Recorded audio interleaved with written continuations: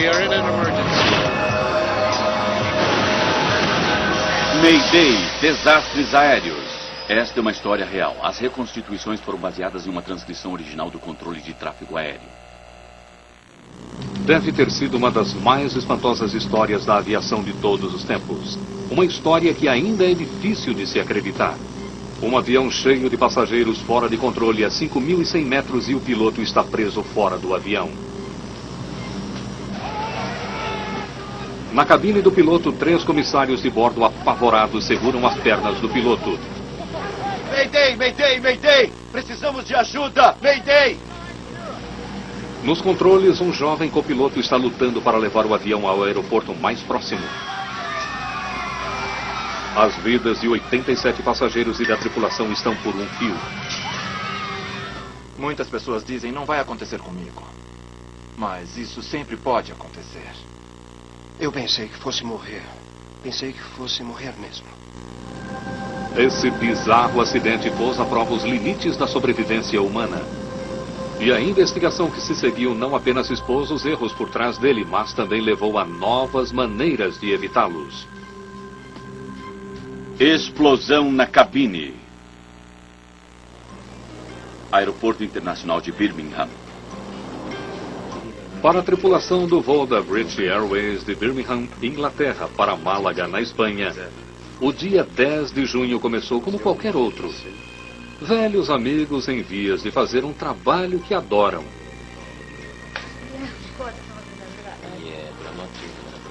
Os comissários de bordo Nigel Oden e Simon Rogers, juntamente com a comissária Sue Prince, trabalham juntos há anos. Eles formam uma equipe experiente e capaz e que se orgulha de seu trabalho.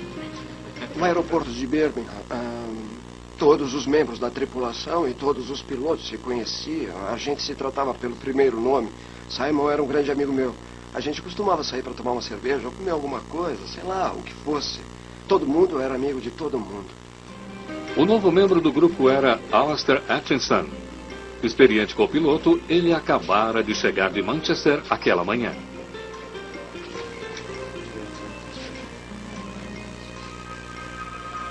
Bom dia, Alastair.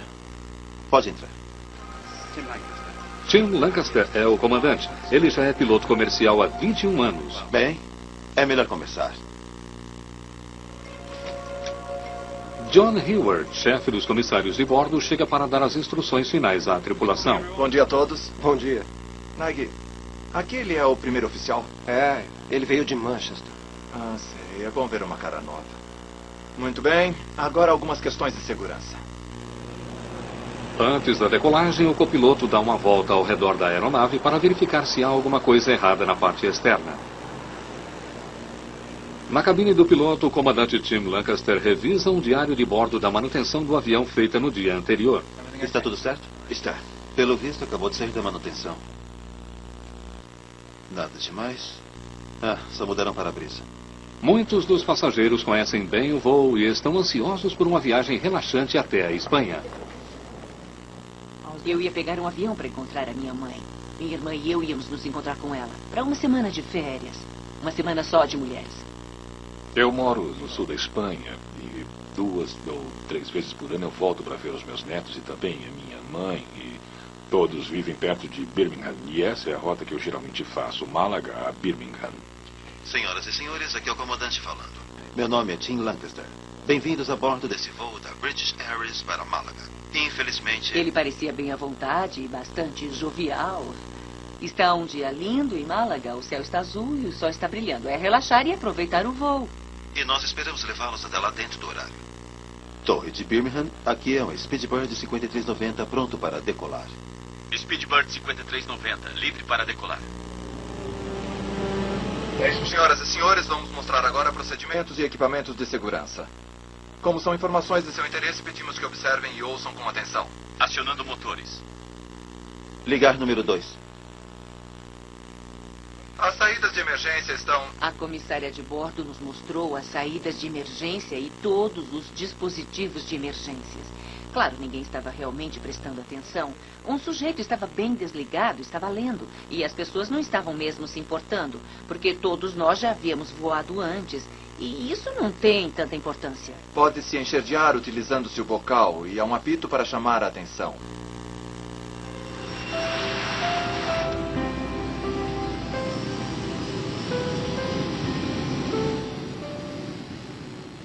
Oito nós.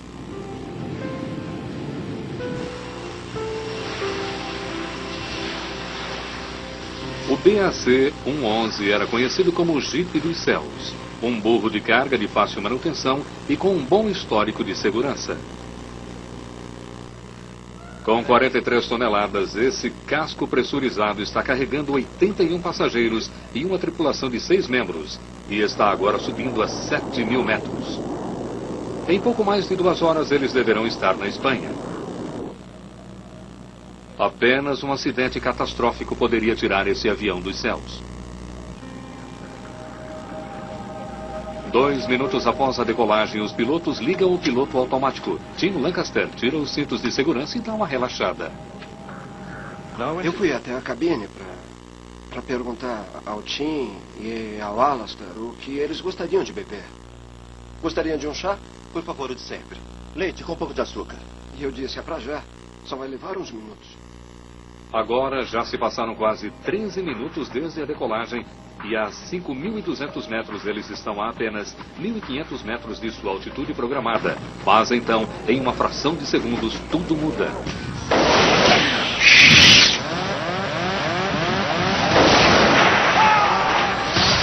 Com uma enorme explosão, para-brisa em frente ao comandante estoura e se espalha pelo céu. Quase imediatamente um nevoeiro é formado. Foi uma espécie de golpe surdo e intenso, tomando o estômago e o corpo.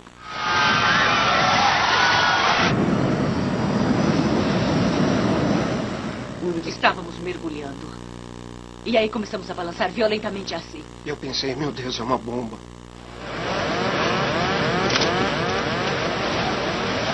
Alastair, o copiloto, está de uma hora para outra lutando para controlar uma situação com ventos de 560 km por hora. Não há tempo para pensar no comandante que foi lançado janela fora pelo ar pressurizado que escapava da aeronave. A força do vento prensa e prende o comandante Lancaster na parte superior externa da cabine de comando. Na parte de dentro da cabine, suas pernas bloquearam uma coluna de controle para frente, desligando o piloto automático e fazendo o avião cair em mergulho. Alastair Atkinson precisa de toda a sua experiência de pilotagem agora. Ele está sozinho. O corpo do comandante está preso à parte exterior do jato enquanto ele desce de uma altura de 5.200 metros a toda velocidade.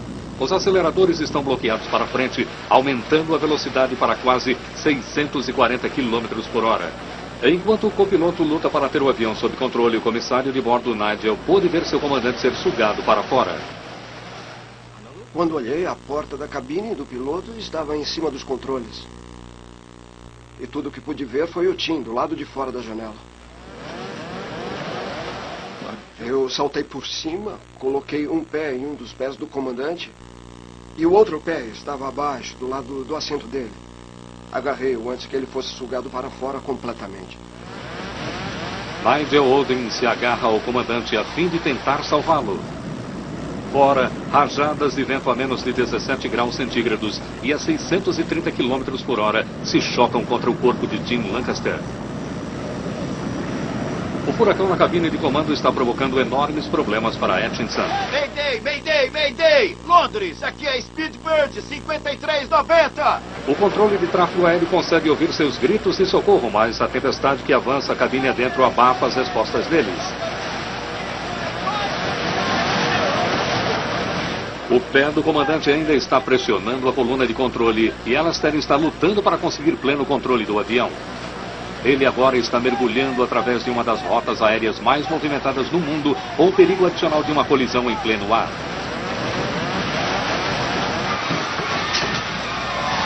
O chefe dos comissários, John Hayward, vê o caos na cabine de comando e faz o que pode para ajudar. Eu olhei para cima e lá estava o Nigel meio que atravessado no assento da cabine do piloto. À minha frente, a porta da cabine havia caído e ficado presa entre o batente da porta e os comandos da aeronave. Assim, eu literalmente a chutei 2 vezes e ela partiu-se em 3 ou 4 pedaços. Atrás, na parede da cabine do piloto, há um assento vazio para qualquer um poder observar o voo. E eu pensei, se eu enfiar meu braço no cinto de segurança, posso agarrar os 2. E pelo menos teremos algum ponto de apoio dentro da aeronave.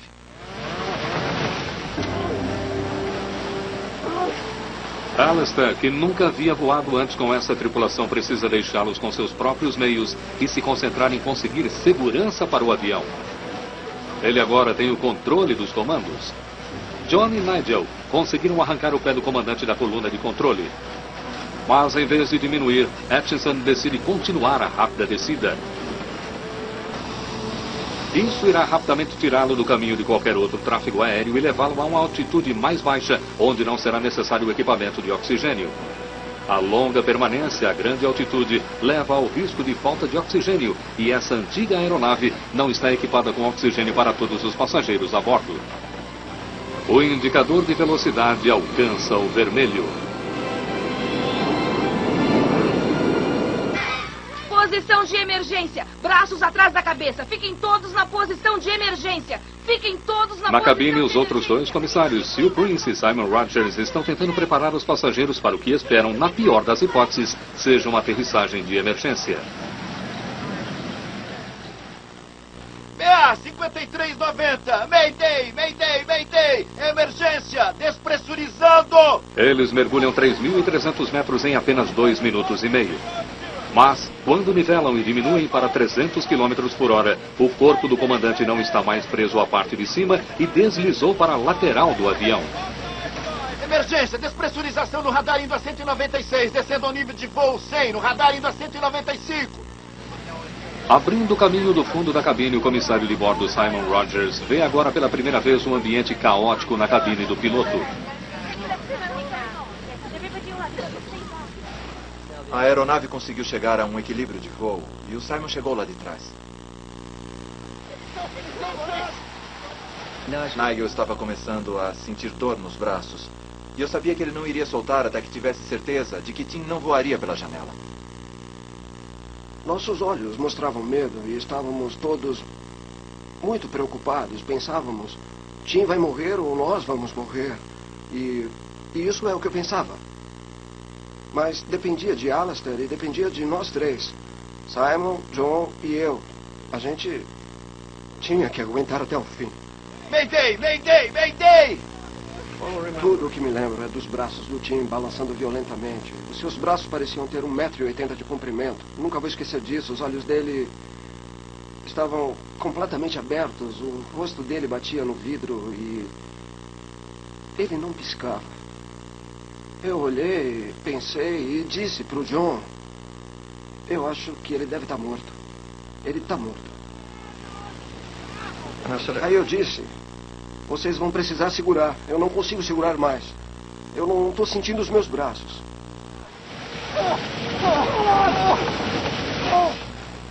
Decidimos colocar o Simon no assento. Eu disse, fique neste assento de trás e se prenda nele.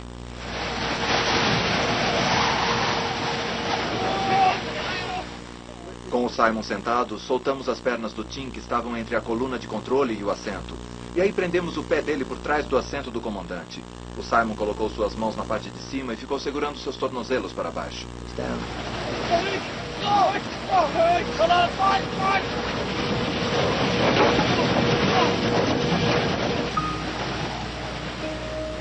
Simon e Alistair agora enfrentavam uma das decisões mais difíceis. O que fazer com o corpo sem vida do comandante?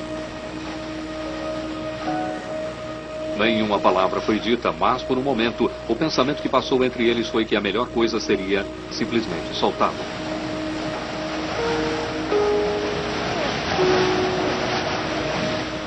Não! Continue segurando, por favor! Mas a ordem de Alistair não é apenas um ato de compaixão.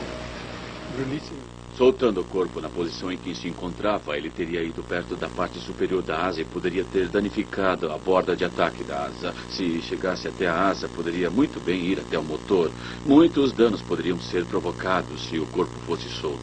Por isso, acho que foi uma decisão muito inteligente tentar mantê-lo onde ele estava. Alastair conseguiu descer até 3.300 metros. Sem o comandante para ajudá-lo, ele está operando os sistemas do avião de memória e o levando até perto de Heathrow, um dos mais congestionados espaços aéreos do mundo. Depois de 7 minutos em contato com o solo, ele consegue ouvir a voz do controle de tráfego aéreo pela primeira vez. Solicito ajuda do radar até o aeroporto mais próximo, por favor. Speedbird 5390 consegue aterrissar em Southampton? Speedbird 5390, estou familiarizado com Gatwick. Gostaria que fosse Gatwick. Alastair quer aterrissar no aeroporto de Gatwick, pois ele já voou ali antes muitas vezes. Mas Southampton é mais próximo e apesar de não ter voado ali antes, ele sabe que precisa descer depressa. Estou a 150 nós, pedindo auxílio do radar até Southampton. Todos os mapas e gráficos voaram janela afora com o comandante e apenas o controle de tráfego aéreo pode guiar Atchison. Ele virá em direção a Southampton. Controle de tráfego aéreo de Southampton. Southampton, aqui é Speedbird 5390. Está me ouvindo? Speedbird 5390. Bom dia. Identificado em handover do radar de Londres, 9.600 quilômetros a oeste do aeroporto de Southampton. Qual o seu problema? Entendido, senhor. Eu não estou familiarizado com Southampton. Peço que me oriente até a pista, por favor. Bom, quando ele falou com a gente, estava obviamente estressado. Parecia que estava sob grande pressão. Por favor, quantas pessoas tem a bordo? Temos 84 passageiros, senhor. Eu acho que vai ser assim até chegarmos ao solo. É certo, estamos cientes de que é uma falha na pressurização. É o único problema? Negativo. O comandante está com metade do corpo para fora, eu acredito. Eu acho que ele está morto. Entendido, câmbio. Quando ele me disse o que estava acontecendo, eu não acreditei, porque essas coisas, na verdade, não acontecem. Sabe, é uma coisa que se vê em filmes, que acontece em filmes, mas não acontece na vida real. E é o tipo de coisa que faz seu cabelo ficar de pé. É aquela sensação que desce pela espinha e você fica pensando, não, isso não aconteceu, mas pode ter acontecido. O comissário de bordo o está segurando, mas peço serviço de emergência para o comandante. Acho que ele está morto. Entendido, câmbio. Atenção, emergência. É um 111.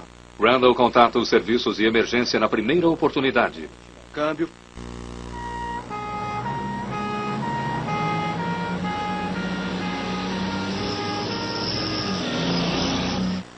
Poderia confirmar se o comprimento da sua pista em Southampton é aceitável para um 111? Sim. É aceitável para um 111. Eu já lhe passo a metragem. É preciso ter pelo menos 2.500 metros e aí eu estou feliz. Receio que não tenhamos 2.500 metros. Nem Bournemouth tem. No máximo 1.800 metros.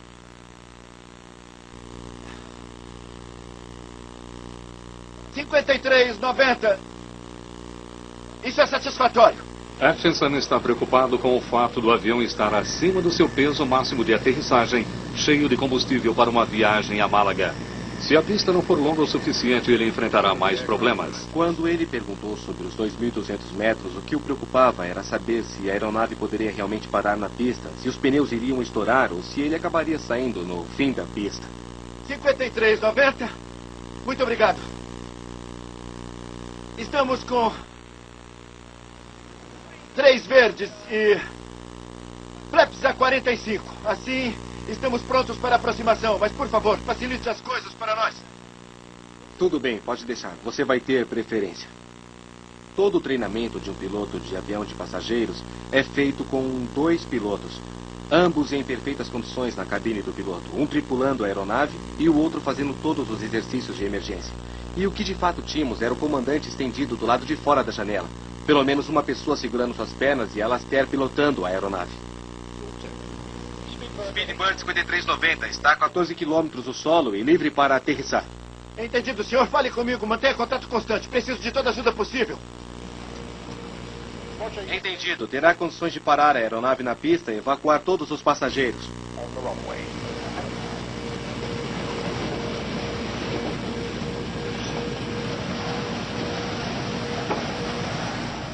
Não precisa de confirmação, apenas se solicitada. Será uma fala ininterrupta, mas fique à vontade para interromper se quiser.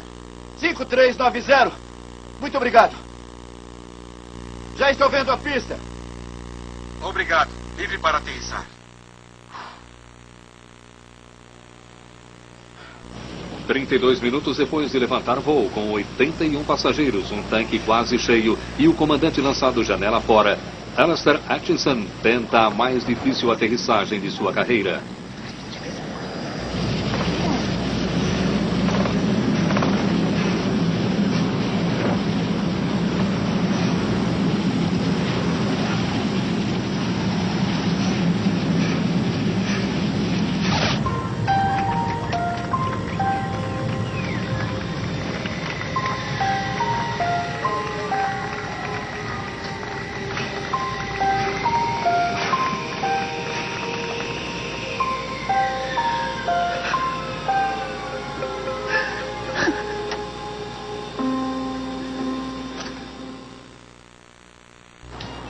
Às 8h55 da manhã, o voo DA-5390 faz uma aterrissagem perfeita no aeroporto de Southampton.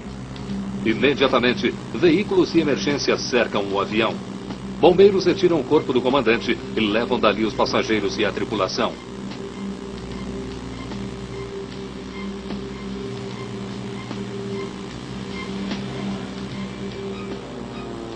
Eu me lembro de ver o copiloto, o homem que realmente, se não fosse ele, nós estaríamos mortos agora. E ele estava caminhando pela pista, muito vagarosamente, balançando a cabeça, e havia um homem da ambulância caminhando com ele, com o braço ao redor dos ombros do copiloto. E o copiloto estava balançando a cabeça como se... Eu me lembro disso perfeitamente, eu não sei porquê, mas me lembro.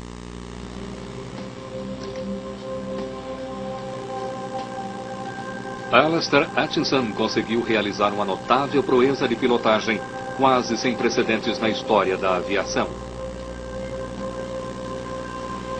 Ele teve de pilotar seu avião sem seu comandante, que passou por tensões físicas às quais ninguém poderia esperar que sobrevivesse. Acho que ninguém espera passar por situações tão extremas quanto essas na vida. O tempo de sobrevivência dele deve ter sido medido em não mais do que alguns minutos, à medida que ele ficava cada vez mais frio e os sistemas de seu corpo começavam a parar. O corpo de Tim Lancaster foi submetido a uma dupla agressão.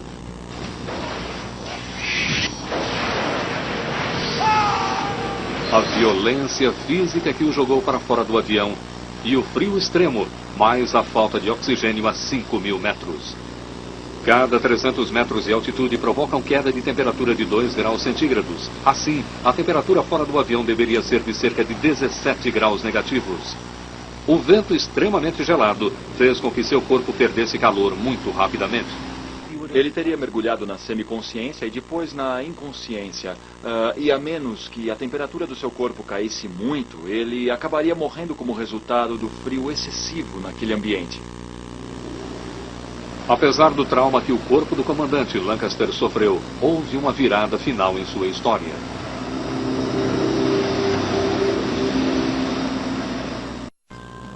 Eu só vim aqui uma vez, isso foi quando? Há 10 ou 15 anos?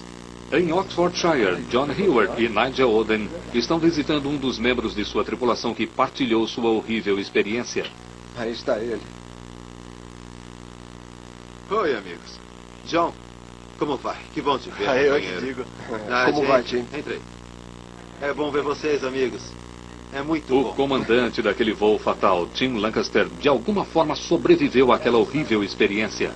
Não houve mortos no voo 5390 da British Airways. Quando seu corpo congelado sem vida foi retirado do avião, ninguém pensou que Tim pudesse ter sobrevivido a tal provação. Mas, de maneira notável, ele foi vagarosamente começando a sair de sua horrível aventura. Tim, tá me ouvindo? Eu recuperei a consciência já em Southampton, porque me lembro de coisas vermelhas e brancas que eram obviamente caminhões dos bombeiros e ambulâncias, não pessoas ou conversas. Meus próximos pensamentos claros e lúcidos foram no hospital em Southampton. Durante os dias seguintes, todos os pedacinhos voltaram ao meu arremedo de consciência e eu juntei as peças do quebra-cabeças e, como que contei para mim mesmo a história toda e entendi o que havia acontecido.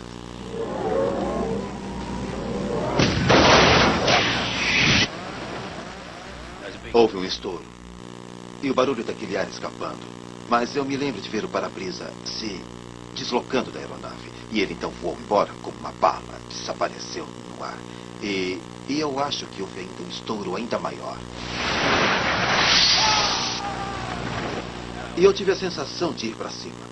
Bem, a coisa toda se tornou completamente surreal. E como aconteceu, eu estava ciente de estar do lado de fora do avião, mas aquilo não me incomodou muito. O que me lembro mais claramente foi o fato de eu não conseguir respirar, porque estava de frente para o fluxo de ar. E eu me virei e, na verdade, virei completamente meu corpo. Eu estava olhando para trás pelo lado de cima da aeronave e aí eu consegui respirar. E é disso que eu me lembro. Eu consigo me lembrar de ver a cauda do avião, consigo me lembrar dos motores girando e não me lembro de mais nada. As lembranças param nesse ponto. Eu desci lá o ano passado e eles mudaram o aeroporto. Eu estou contente por ter aguentado, porque o Tim está vivo. Ele é um homem muito forte. Deve ter sido, né? Para sobreviver àquilo, eu não seria capaz de sobreviver.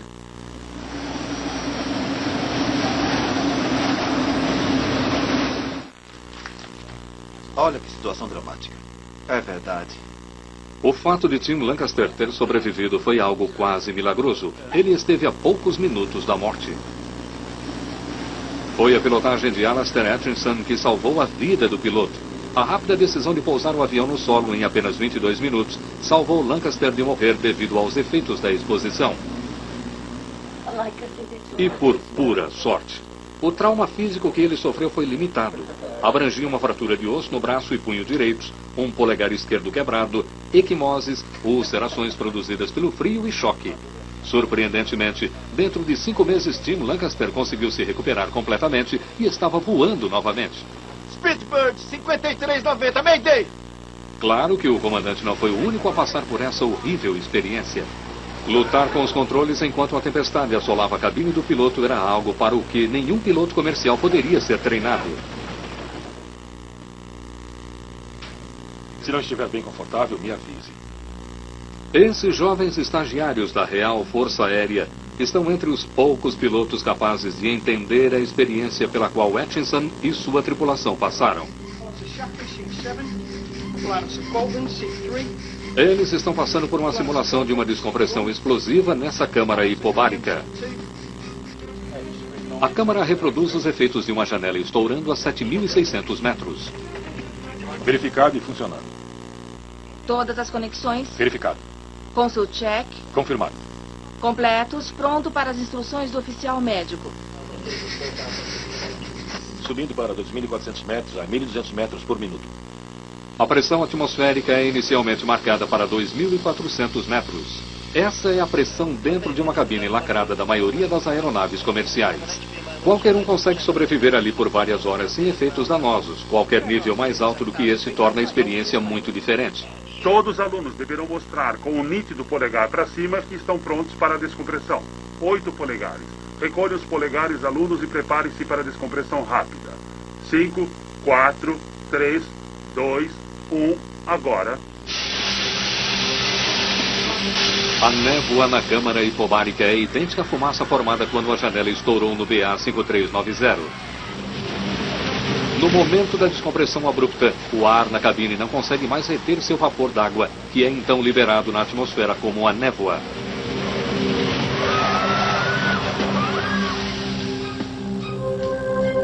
Câmara estável em 7.600 metros. High hold ativado. Crossvents ligado. Podem começar o treinamento de hipoxia. Muito bem, eu vou começar o tratamento de hipoxia nos alunos 7 e 8. Confirmando 7 e 8. Quando a névoa acaba, então a falta de oxigênio àquela altura começa a se manifestar. Comece a copiar essas formas na margem direita. Sem oxigênio, inicialmente começamos a ver a redução da velocidade de suas reações. E presenciamos mudanças de personalidade muito parecidas com as experiências de alguém alcoolizado. Dê uma olhada na feiura dos rostos de seus colegas. Veja se eles ficam mais bonitos enquanto você está se tornando hipóxica. Constatamos redução do desempenho de nossos alunos. O pensamento se torna mais lento e a velocidade de suas reações fica cada vez mais lenta, até começarem a demonstrar lapsos de concentração, caindo na inconsciência e finalmente a morte, caso seu suprimento de oxigênio não se restabeleça. O sangue não leva mais tanto oxigênio quanto antes. Trata-se de você experimentar seus sintomas pessoais e os outros observarem os sintomas em você. Voando sozinho, lutando com ventos a quase 640 km por hora e frustrando a possibilidade de falta de oxigênio, a proeza de Alistair Atchison de salvar o voo 5390 foi extraordinária.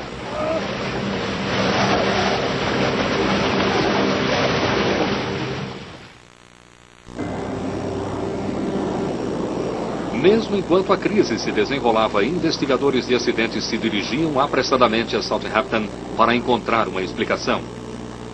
No solo do aeroporto de Southampton, começa a busca por pistas. A investigação inicial não mostra qualquer distorção na moldura do para-brisa, o que elimina um problema com a estrutura. O fato de não haver cacos de vidro também descarta o choque de um pássaro.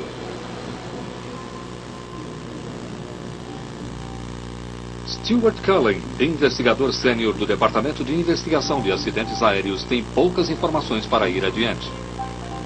Faltava o para-brisa e havia uma certa quantidade de sangue por ali. Havia alguns amassados e fragmentos na fuselagem. Era de se esperar, já que uma janela passou por ali. E era só isso, além de papéis espalhados pela parte de dentro. Uma das primeiras pistas veio do diário recuperado do avião. Ele fica sabendo que o avião havia sido revisado exatamente um dia antes e que um para-brisa havia sido substituído. Ele imediatamente vai visitar o hangar de manutenção da British Airways em Birmingham. Eu queria descobrir exatamente o que havia acontecido à aeronave antes dela decolar e decidi que eu deveria conversar com o gerente de manutenção do turno que colocou a janela. Olá, eu sou da AAIB e esse é o meu colega.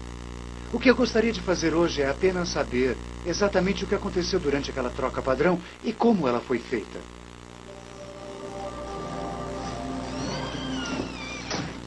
Você notou alguma coisa na própria janela, alguma marca de tensão que o estivesse preocupando? Minha primeira conversa com o gerente de manutenção do turno foi de uma forma abrangente, uma vez que naquela ocasião eu não tinha qualquer evidência que fosse relevante. Você delegou a uma outra pessoa e depois... Senhor, telefone, pode atender? Ah, tudo bem. Você me daria licença um minuto? Eu já volto. Então atendi o telefonema e eram informações que vinham de Didcot a respeito do para-brisa. E havia alguma coisa a respeito dos 30 parafusos do para-brisa, a maioria de um tamanho menor em termos de diâmetro. Foi um erro crucial. Em alguns aviões, os para-brisas são colocados do lado de dentro e usa-se a pressão interna dentro da cabine para mantê-los no lugar. Mas no 111, o para-brisa foi aparafusado do lado de fora. Qualquer fragilidade nos parafusos poderia significar que a pressão dentro do avião poderia explodir o para-brisa. Parecia que Cullen havia descoberto muito rapidamente o erro e o culpado. Eu tenho algumas novidades e acho muito relevantes. Eu as recebi de meus colegas que estão trabalhando com os parafusos. Disseram que são parafusos errados, que têm o diâmetro errado. Não, isso não é possível. Eles são exatamente os mesmos parafusos que eu retirei. Ele é um profissional, ele é muito interessado e ele sempre sabe o que está fazendo no interesse da empresa. E dizem a ele, de repente, que ele fixou um para-brisa utilizando parafusos do tamanho errado. Ele está completamente chocado. Eu posso mostrar. Posso mostrar os parafusos que tirei de lá. Uma coisa que surgiu foi que ele disse: os antigos parafusos foram para um cesto de lixo no hangar, onde eu fiz o serviço. Eles ainda podem estar lá. Assim, fomos até o latão de lixo e encontramos cerca de 80 parafusos jogados lá. Aqui estão. Aqui estão os parafusos. E esses são os que foram trocados pelos novos? Isso mesmo. Esses são os parafusos que foram trocados. Realmente uma evidência excelente. De ouro, no meu entender.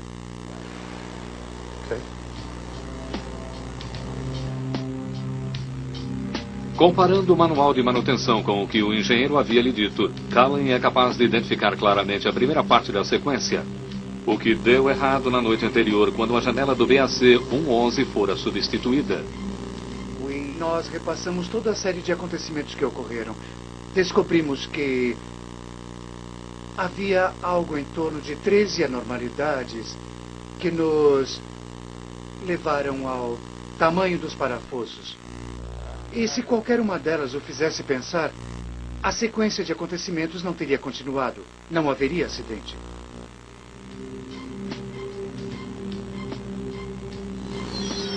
Sábado, 9 de junho.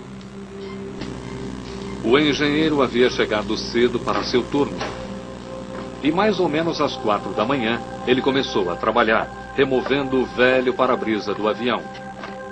O hangar estava cheio e o avião havia sido empurrado contra a porta do hangar, o que havia tornado difícil alcançar o para-brisa. Espremido pela fuselagem, ele tinha problemas para controlar sua chave de fenda.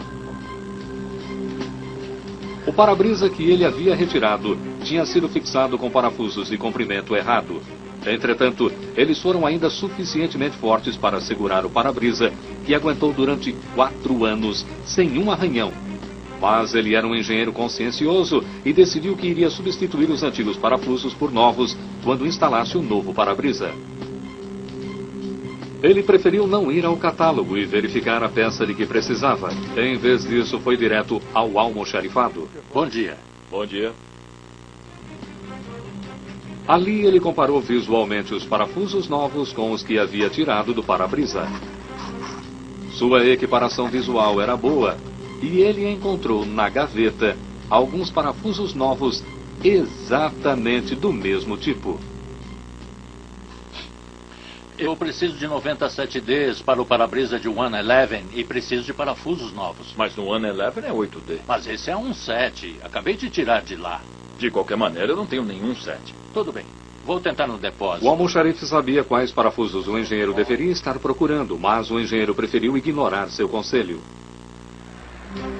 Em vez disso, ele dirigiu até o outro lado do aeroporto para encontrar um de seus parafusos.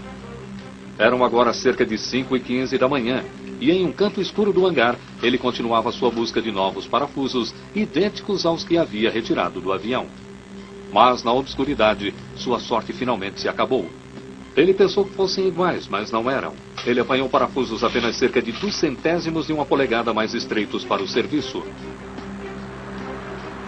Retornando ao 111, ele se esticou sobre o avião e começou a colocar os novos parafusos.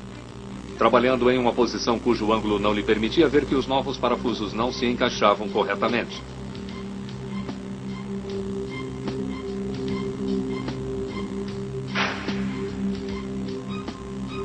Ao fim de seu turno, às 6 da manhã, o engenheiro havia conseguido completar seu trabalho a tempo.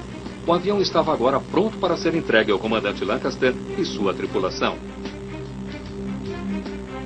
Na verdade, o que havia era um desastre pronto para acontecer.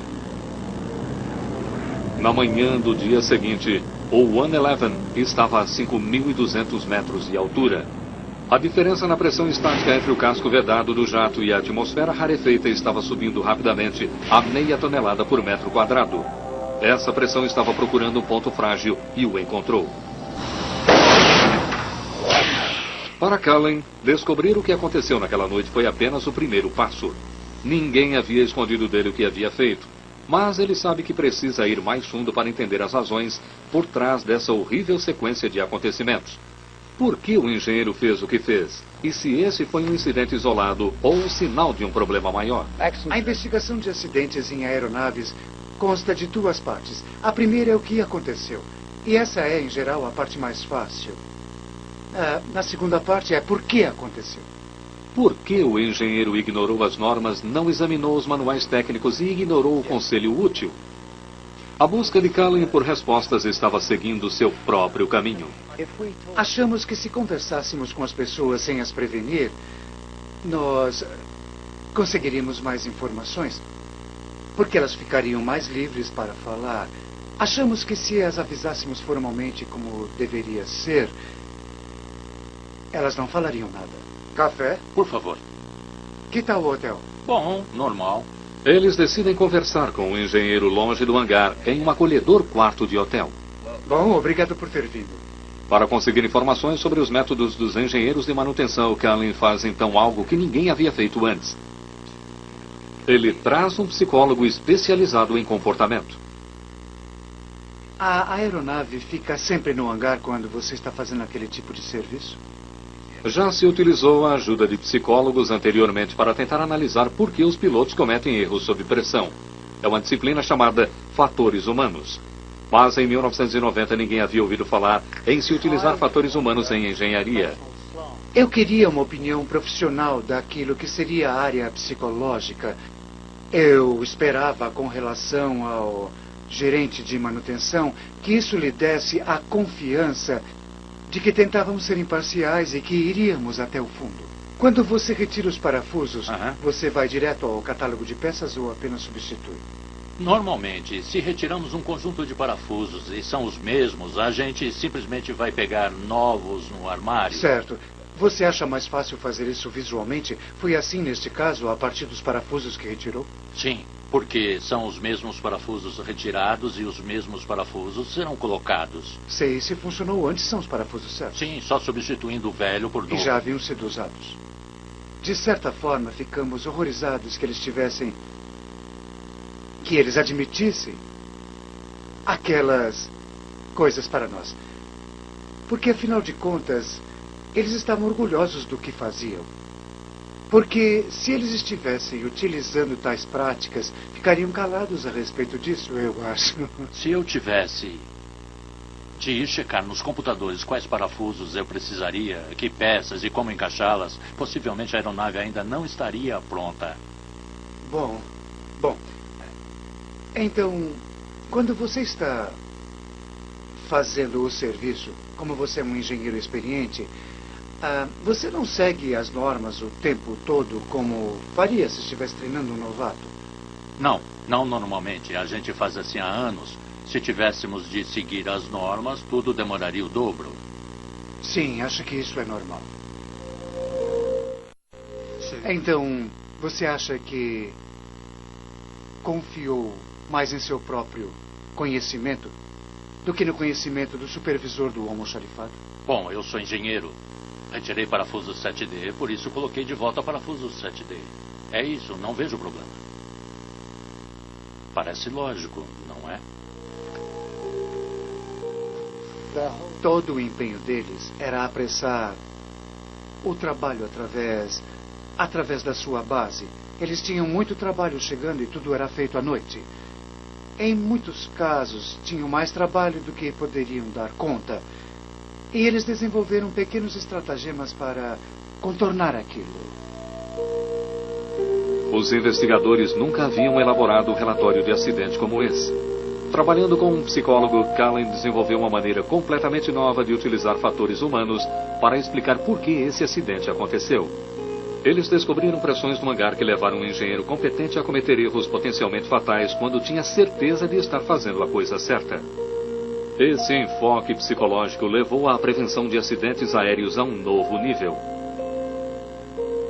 Como consequência dessa investigação, outros talvez nunca tenham de passar pela mesma provação. Em função do acidente, os membros da tripulação foram tratados como heróis. Eles receberam inúmeros prêmios. E Alastair Atchison recebeu a cobiçada medalha de ouro de melhor piloto de aviação. Seus colegas também demonstram o que sentiram. Uma das coisas mais comoventes foi voltar para Birmingham. À medida que caminhávamos pelo aeroporto, todo o aeroporto parou. E todo o pessoal de terra, as moças do check-in, todo mundo ficou aplaudindo enquanto caminhávamos pelo prédio. Foi realmente muito comovente aquele momento. Você fica querendo sair do caminho, você pensa, eu não quero andar pelo tapete vermelho, esse tipo de coisa. Os colegas estavam aplaudindo uma equipe que havia demonstrado a maior forma de profissionalismo em todos os níveis. Uma tripulação que trabalhou como uma equipe em circunstâncias extraordinárias. E o copiloto, recém-chegado, que assumiu o controle e trabalhou sozinho para levá-los todos a salvo para o solo. Tim Lancaster começou a voar novamente com a British Airways apenas 5 meses após o acidente. Ele se aposentou na British Airways, mas gosta tanto de voar que está agora em uma outra empresa aérea. Foi especial o primeiro dia que voei. Decidi que iria fazer um esforço para voltar a trabalhar e me sentir melhor. Tomada a decisão, o resto foi fácil. Para Nigel, o homem que correu para ajudar Tim, segurando-o e salvando-lhe a vida, o impacto daquele dia foi muito mais profundo. Penso nisso todos os dias. Essa que é a verdade. Eu penso nisso cada dia mesmo. De uma forma ou de outra. Todo dia... Isso vai me afetar até o fim da minha vida. Nigel, assim como Simon e Sue, não voam mais. Mas John Hayward ainda está com a British Airways como comissário de bordo-chefe. Mas nem ele está livre das lembranças daquele dia. Eles trouxeram um outro avião da British Airways para onde eu trabalhava, em Birmingham, e... infelizmente, a janela dele havia sido encaixada pelo lado de fora. E a disposição da cabine era idêntica. E quando eu me sentei ali, tudo voltou na minha cabeça. Mas por esse motivo eu voltei a trabalhar em Heathrow e fazer longos voos com aviões de carga. Porque aqueles aviões não se parecem nem um pouco com os 111. Alistair Atchison, que ainda está voando para a British Airways, preferiu não tomar parte neste filme. Para cada um da tripulação, a experiência permanecerá de maneiras diferentes. Mas o comum a todos naquele dia é que todos sobreviveram. Tim explicou muito bem. Ele disse, nossos nomes estavam na página, mas não nas manchetes. E eu acho que isso é que vale.